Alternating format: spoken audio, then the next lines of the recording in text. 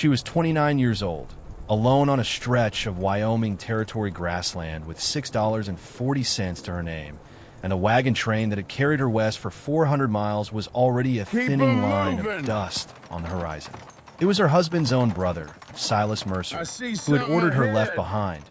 at a half-collapsed relay station the drovers called Coyote Ridge, because with Daniel dead of a trail fever and buried in a shallow grave 2 days back, Silas had decided a widow with no deed to her name and no strong back for ranch work was a burden the family could no longer carry. He took the wagon, the horses, and the last of the family savings, and he told her, without once looking her in the eye, that she had brought them nothing but bad luck since the day she married in. All she had left was what fit in one trunk, a tin cup, and those few coins sewn into her hem. And so, when she wandered into the dying town of Larkspur Crossing 3 days later and heard that the very station where she'd been abandoned was being sold off for unpaid taxes,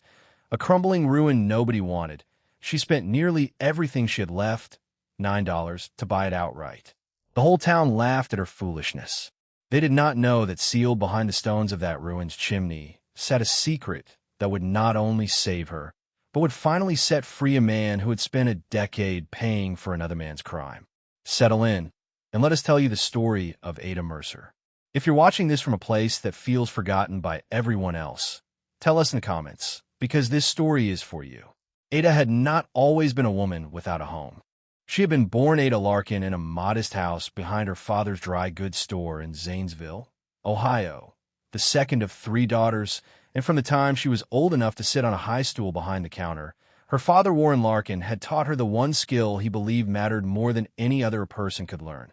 how to keep an honest ledger. He was not a wealthy man, and the store barely fed the family through some winters, but he was known across 3 counties as a man whose books never lied, whose sums always came out true to the penny, and who would rather lose a sale than round a number in his own favor. He used to tell Ada, as she copied columns of figures into the store's heavy black ledger by lamplight, that a ledger was a kind of conscience made of ink, that numbers, unlike people, could not be flattered or frightened into saying something false, and that a person who learned to read them honestly could see the truth of a thing long after everyone who lived it had gone quiet or gone to their graves. Ada absorbed this the way other girls absorbed hymns. She grew into a young woman who noticed discrepancies the way others noticed weather, who could glance at a stack of receipts and feel, in her stomach, when something did not add up. She met Daniel Mercer when she was 22, when his family passed through Zanesville on their way for Pennsylvania, pausing to resupply before continuing toward the Montana Territory, where Daniel's father intended to stake out grazing land and build a horse ranch that would outlast them all. Daniel was the younger of 2 sons, quiet where his brother Silas was loud, patient where Silas was impatient, and he had a way of listening to Ada talk about her father's ledgers as though she were describing something as fine as poetry. He asked her to marry him within the month, which scandalized her mother and delighted her father, who said that any man who could sit still and listen to a woman talk about arithmetic for 2 hours was a man worth trusting. They married in the spring, and within a year Daniel's father had died of winter pneumonia, leaving the planned ranch, and the decision of when and how to finish the journey west, in the uneasy hands of his 2 sons. It was Silas who insisted they leave that same year, before the inheritance could be questioned or divided further, and it was Silas who insisted Ada bring nothing from her father's store but what would fit in one trunk, since wagon space, he said,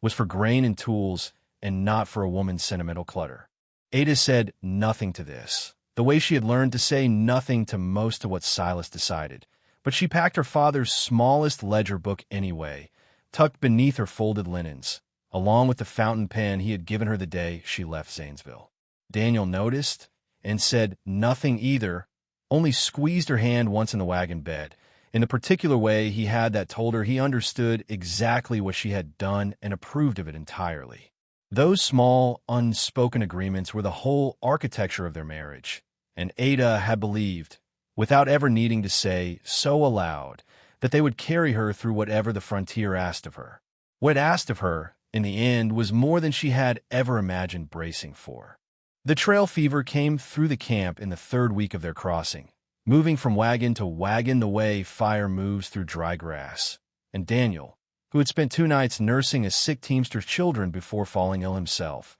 was buried on a low rise above a creek whose name Ada never learned, under a marker made from a wagon board and Daniel's own initials burned into it with a heated iron nail. She remembered kneeling there afterward with her father's ledger open on her lap, writing down the date and the place in her own small, careful hand, because it was the only thing she knew how to do with grief that large, to record it, to make it true and permanent in ink, the way her father had taught her to make everything true and permanent. It did not occur to her, in that raw and hollowed-out moment, that grief could also be used against her. Silas moved quickly. Within 2 days of Daniel's burial, he had reorganized the wagon under his own authority, informing the rest of the party that as the eldest surviving Mercer, the ranch claim in Montana and everything purchased toward it belonged to him now, since Daniel had died before any papers naming Ada as an equal heir had ever been properly filed with a territorial clerk.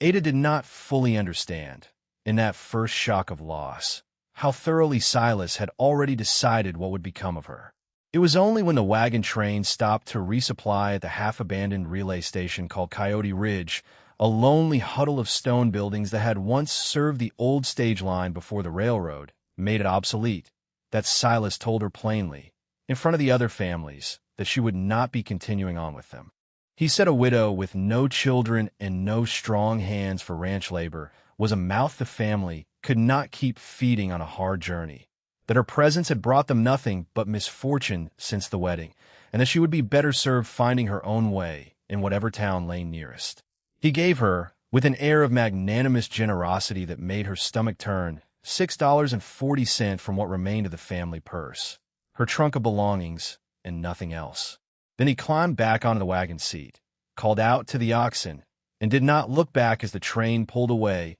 leaving Ada standing alone in the dust with the crumbling stone walls of Coyote Ridge Station at her back and the whole indifferent width of the territory stretching out in front of her. She did not weep, not then. She would later tell people that weeping felt like a luxury she could not yet afford, that there would be time for it once she had solved the more immediate arithmetic of staying alive. She walked the 11 miles into the nearest settlement, a town called Larkspur Crossing that had grown up around a ford in the river and a stage stop that had once been busier than it now was, and she found a boarding house willing to let her sweep floors and mend linens in exchange for a bed and 2 meals a day. It was there, over her first week in town, that she learned the fate of the very station where she had been abandoned. Coyote Ridge Station, she was told, had been owned for decades by an old stage line keeper named Otis Pruitt, a solitary man who had died the previous winter with no heirs anyone could find, and the county was auctioning off the property and its buildings to recover the back taxes owed against it. Nobody in Larkspur Crossing wanted it. The stage line was gone. The well was said to be half collapsed, and the buildings themselves had a reputation, whispered more than spoken, of having once sheltered worse men than tired travelers. It was common knowledge that the notorious outlaw Jubal Creed and his gang had used the empty station as a hideout in the years before the war, before Creed was finally shot dead in a canyon 2 counties over, and some of the older residents still crossed themselves when they rode past it. Ada listened to all of this with the particular stillness she had inherited from her father, the stillness of a person doing sums in her head while appearing to do nothing at all. She thought of the 11 miles of open trail between the station and the town, of the travelers who still occasionally passed through needing water and a roof, of the well that might only need clearing rather than digging anew, of her own 2 capable hands and the ledger book tucked in her trunk. And she thought, with a kind of fierce and private defiance that surprised even herself, that if Silas Mercer had cast her off at that particular spot on the earth, she would plant herself there and make something of it rather than let it be the place where her old life simply ended. When the county clerk announced the sale, Ada Mercer stepped forward with 9 of her remaining dollars and bought the entire ruined station outright, buildings, well, and all the land the old survey allowed, while half the men gathered in the clerk's office laughed behind their hands at the widow paying good money for a haunted wreck nobody else would touch. She moved into the station the following week, carrying her trunk on a borrowed mule, and sleeping her first nights on the packed dirt floor of the old keeper's quarters with a shawl for a blanket. And she began, alone, and with only the tools Otis Pruitt had left behind, the long work of making the place livable. She cleared brush from the well and found the water beneath still sweet. She patched the roof with what shingles she could salvage and split new ones with a borrowed froe when her hands blistered raw. And on the fourth day, clearing the accumulated soot and old bird nests from the enormous stone hearth that dominated the main room, she noticed that one of the field stones lining the back of the firebox sat slightly proud of its neighbors, as though it had been set in a hurry, or set by a different hand than the mason who had built the rest. She worked it loose with the edge of fire iron, more out of the habit of thoroughness than any real suspicion, and behind it she found a narrow cavity built into the chimney's base, and inside the cavity, wrapped in a scrap of oiled canvas gone stiff and brittle with age, a small iron strongbox no bigger than a bread loaf, its lock long rusted shut. She did not open it that first evening. She sat with it in her lap by the light of a tallow candle and felt, for the first time since Daniel's death, something other than grief and exhaustion moved through her, a low, careful current of curiosity that her father would have recognized instantly, the particular alertness of a person who has just noticed that a column of figures does not sum the way it ought to.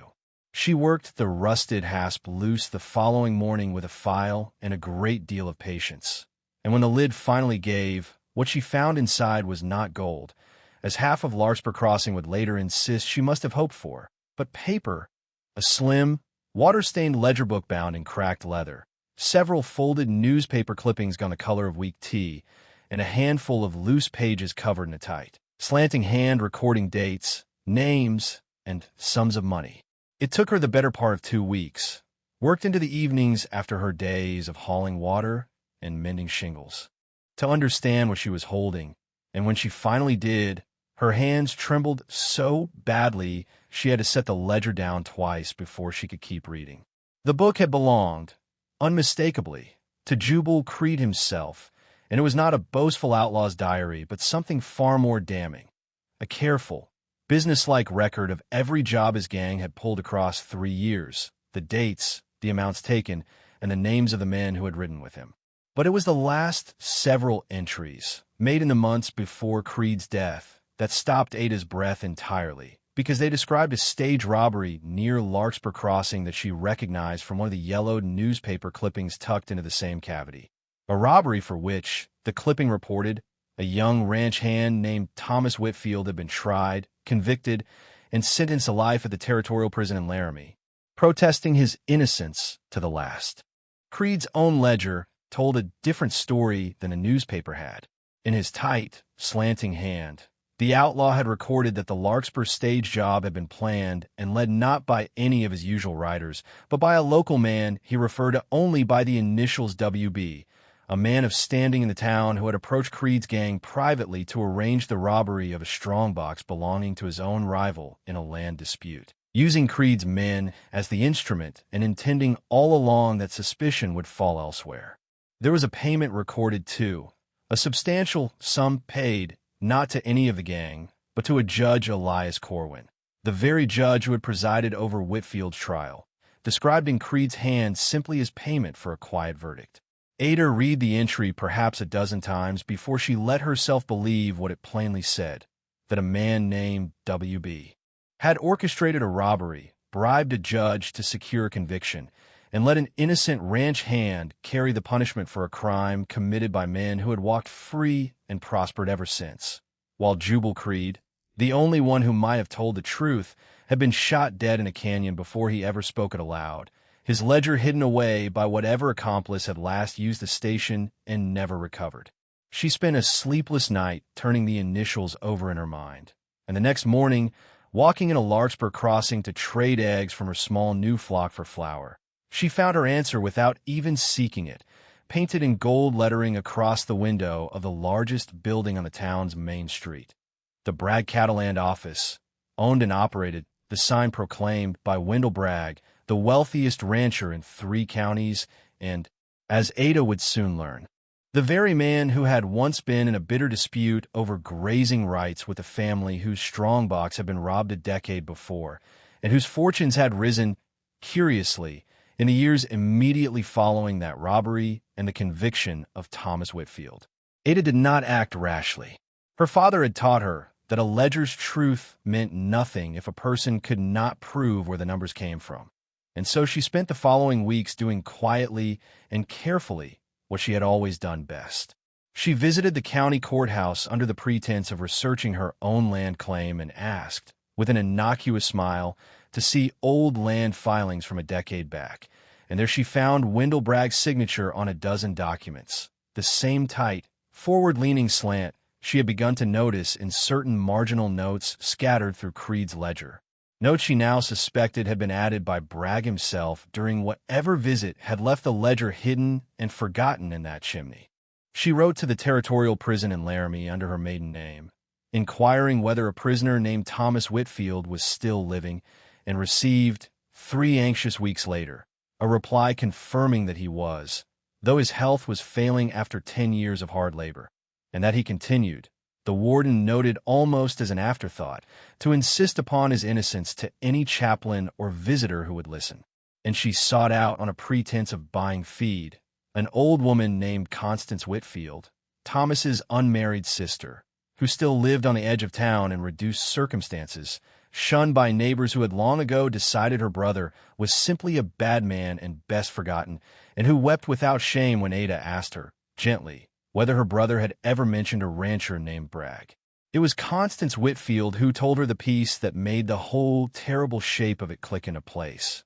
that Thomas, before his arrest, had worked briefly for Wendell Bragg and had quit after only a few months, telling his sister privately that he'd seen Bragg meeting with rough strangers out past the north pasture and wanted no part of whatever business it was. Weeks later, the strong box belonging to the Kessler family, Bragg's rivals in a long-running grazing dispute, was robbed on the stage road, and it was Thomas Whitfield, conveniently a man who had just quit Bragg's employ under suspicious circumstances and who had no alibi for the night in question, who was arrested within the week on evidence that had always struck Constance as thin as creek ice, evidence that Judge Corwin had accepted without the scrutiny she felt any honest court should have applied. Ada understood, sitting in Constance's small kitchen with her tea going cold in front of her, that she was holding in her possession the one piece of proof that could unravel 10 years of a careful lie. And she understood, too, with a chill that had nothing to do with the autumn wind outside,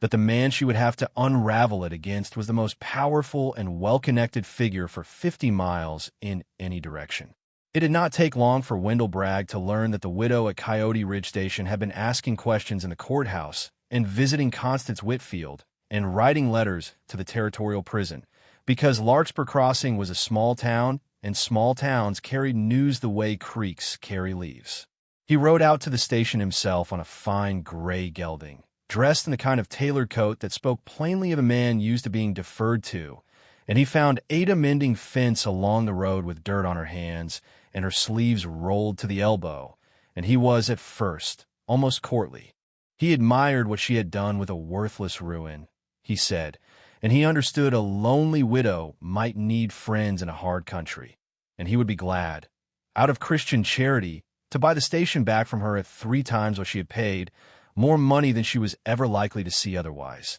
so that she might settle somewhere more comfortable, perhaps back east where a woman alone would be safer. Ada thanked him for his concern and told him, evenly, that she had grown fond of the place and had no wish to sell. Something in Bragg's face shifted then, a hardening behind the courtesy, and he said, before turning his horse back toward town, that a woman alone on an isolated property ought to be careful about the company she kept and the old stories she went around stirring up, since old outlaw legends had a way of getting decent people hurt. The threat, once made plain, did not stop at words. Within days, the marshal of Larkspur Crossing, a man named Purdy who Ada would later learn owed his position and a considerable debt to Bragg's cattle money, rode out to inform her that a technicality in the old county survey put her ownership of the station's water rights in question, and that unless the matter was resolved to the satisfaction of certain interested parties, she might find herself without legal claim to her own well.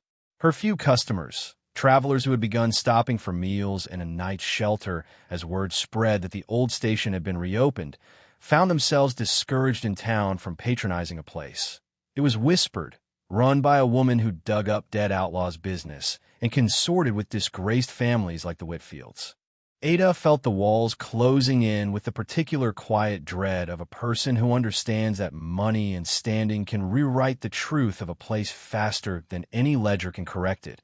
And there were nights, alone in the station with the wind working at the shutters, when she wondered whether she ought simply to take Bragg's money and go, the way half the town clearly expected her to. But she thought of her father, teaching her by lamplight that a ledger's whole worth lay in never bending its numbers to suit the powerful. And she thought of Daniel, listening to her talk of arithmetic as though it were the finest music. And she thought of Thomas Whitfield, aging in a Laramie cell for a crime committed by a man who now sat comfortably in a tailored coat threatening a widow over well rights. She decided, sitting up one night with Creed's ledger open before her and her father's fountain pen in her hand, that she would not sell and she would not run, and instead she wrote a careful letter to the territorial governor's office describing what she had found, enclosing copies of the relevant ledger pages in her own hand alongside a note explaining the circumstances of their discovery. And she wrote a second letter to a traveling circuit judge named Hollis Abernathy, known across the territory for a reputation of stubborn incorruptibility, who was scheduled to pass through Larkspur Crossing within the month to hear a docket of pending cases. Judge Abernathy arrived in Larkspur Crossing on a gray October morning, and Ada, with Constance Whitfield beside her for courage, requested and was granted an audience in the temporary courtroom set up in the town hall. She laid before him Jubal Creed's original ledger, the newspaper clippings, her own notes cross-referencing Bragg's handwriting from the courthouse land filings against the marginal notations in the ledger, and a letter from the Laramie prison confirming Thomas Whitfield's continued insistence on his innocence after 10 long years. She spoke plainly, the way her father had taught her to present a set of books, laying out each figure and each fact in order, without embellishment, and letting the sum of them speak for itself. Judge Abernathy examined the pages for a long while in silence, and when he finally looked up, he asked only one question: whether she understood the size of the man she was accusing. Ada told him she understood it perfectly well, and that the size of a man had never once, in her father's teaching, made a falsome true. The judge ordered handwriting examined by an independent clerk from the territorial capital, summoned Judge Corwin, now retired and living quietly outside town, to answer for the payment recorded against his name, and dispatched a formal inquiry to reopen the conviction of Thomas Whitfield. Corwin, confronted with the ledger and facing the ruin of what remained of his reputation, broke first, admitting under questioning that he had indeed accepted money to secure a swift conviction and had never seriously weighed the thin evidence against Whitfield, though he insisted, pathetically, that he had not known the full extent of Bragg's scheme when he took the bribe. Wendell Bragg, confronted in turn, tried at first the same courtly denial he had offered Ada at the station, but the weight of the ledger, the matched handwriting, and Corwin's confession left him nowhere left to stand, and within a fortnight he was arrested and charged with conspiracy and the corruption of a court, his cattle empire, built as it turned out on more than one such quiet manipulation over the years, beginning to unravel as other old grievances and old victims found their courage, returning alongside Ada's. Thomas Whitfield's conviction was formally overturned that winter, and he returned to Larkspur Crossing the following spring,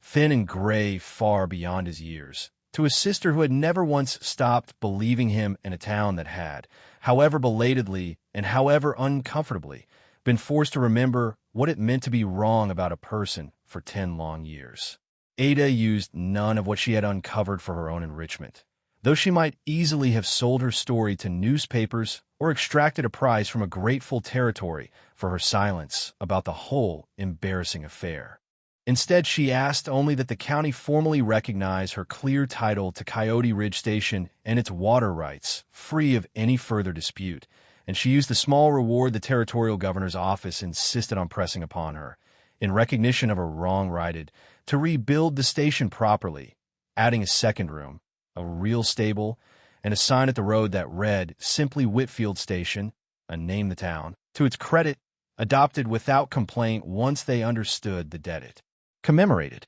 Constance Whitfield came to live there with her brother, helping Ada run the small way station that grew, over the following seasons, into a genuine gathering place for travelers and townsfolk alike, a place where the coffee was always hot and the ledger behind the counter, kept in Ada's own careful hand, never once needed correcting. And so it was that a woman who had been cast off on a lonely stretch of trail with $6.40 to her name, abandoned at the very ruin she would later purchase for a widow's foolish $9, became the person who finally balanced a debt 10 years overdue. Ada Mercer had lost her husband, her family's protection, and every material thing she had traveled west to build, and what she had been left with instead was a chimney full of old stones and a stranger's hidden ledger. And out of those two unlikely things, patience and honesty, the very virtues her father had pressed into her hands over a store counter in Ohio, she had rebuilt not only her own life, but the name of a man the world had been content to forget. The town that had laughed at her purchase came, in time, to understand that the truest wealth she had found in that abandoned strongbox was never gold at all, but the simple, stubborn refusal to let a falsehood stand uncorrected. Thank you for sitting with us through Ada's story tonight, and for letting a quiet frontier widow and an old outlaw's forgotten ledger hold your attention for a little while. If this story moved you, we'd be grateful if you shared it with someone who might need the reminder that overlooked things and overlooked people are so often worth more than the world first assumes. Before you go, we'd love to hear your answer to this. Was a time you found real value in something or someone that everyone else had already written off? Tell us in the comments below, and we'll be reading. Until next time, stay close.